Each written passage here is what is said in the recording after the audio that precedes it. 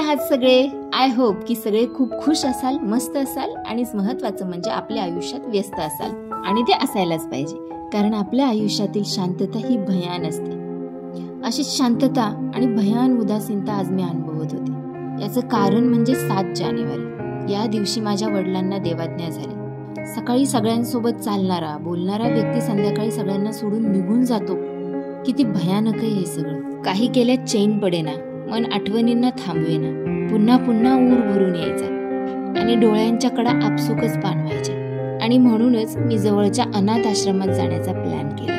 या आधीही आश्रमात खूपदा भेट दिली, पण तेव्हा आनंद साजरा करण्यासाठी. आज मात्र विचार वेगळा होता. आज मी थोडीशी स्वार्थी झाले होते, कारण मी माझं दुःख विसरण्यासाठी चालले होते. आणि म्हणूनच आम्ही घरातून निघालो.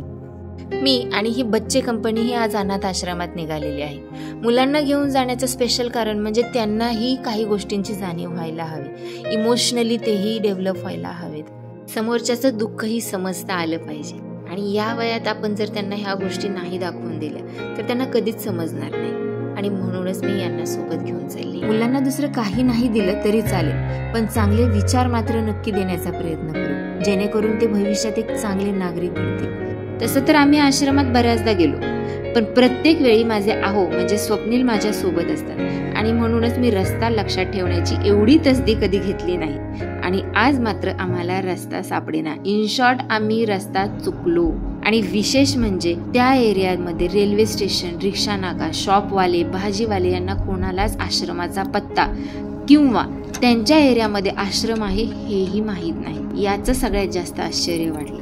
एखादं थिएटर, गार्डन किंवा फेमस हॉटेल विचारलं असतं तर गुगल बाबाच्या भरोशावर आणि विनायक दादांच्या गायडन्सने. विनायक दादा म्हणजे आश्रमाची देखभाल ठेवतात, काळजी घेतात. अजूनही बरंच काही असतील, पण मी कधी खोलात गेले नाही.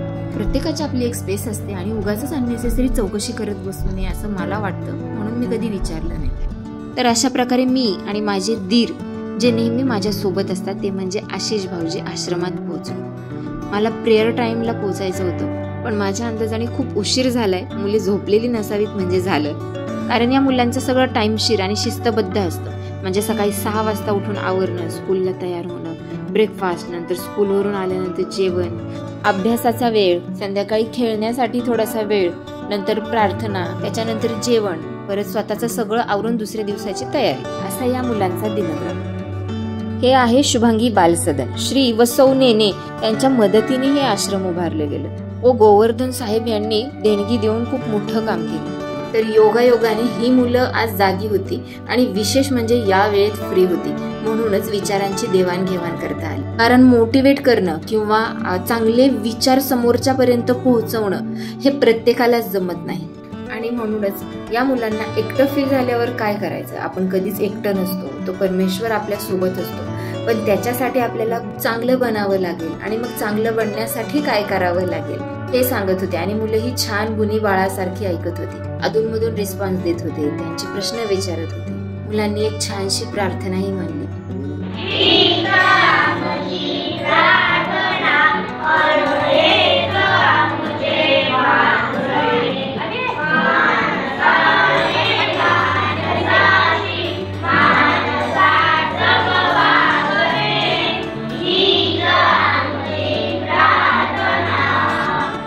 या मुलांची गप्पा मारताना एक गोष्ट मात्र जाणवली की आपल्याला आपले वडील या वयात सोडून गेले, पण या चिमुकल्यांचं काय?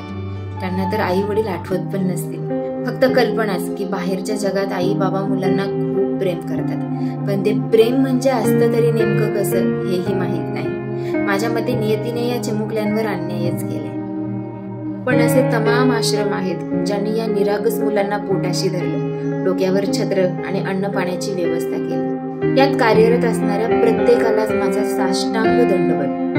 आज मुलांच्या चेहऱ्यावरचा आनंद बघून कुठेतरी समाधान वाटत होतं की आपण आपलं दुःख बाजूला सारून या निरागस मुलांच्या चेहऱ्यावर आनंद आणण्याचा प्रयत्न केला. या व्हिडिओच्या माध्यमातून मला एकच सांगायचं आहे, ते म्हणजे जे का रंजले गांजले त्याचे म्हणी जे आपुले, तोची साधू ओळखावा देव तेथेची जाणावा. कारण या मुलांना खूप काही लागत नाही, फक्त हवी इच्छाशक्ती. वर्षभरात आपण किती वायफळ खर्च करतो याचा अंदाजही आपल्याला नसतो, पण त्यातूनच आपण अशा लोकांसाठी काहीतरी करावं जे त्यांच्या दृष्टीने खूप काही आहे. आणि म्हणूनच माझ्या वडिलांच्या स्मृतीप्रित्यर्थ प्रत्येक वर्षी गरजू लोकांसाठी काहीतरी करायचं हा माझा निश्चय आहे. आणि तुम्ही लाईक, कमेंट, शेअर, सबस्क्राईब करण्याआधी हे नक्की ठरवा की आपणही अशा लोकांसाठी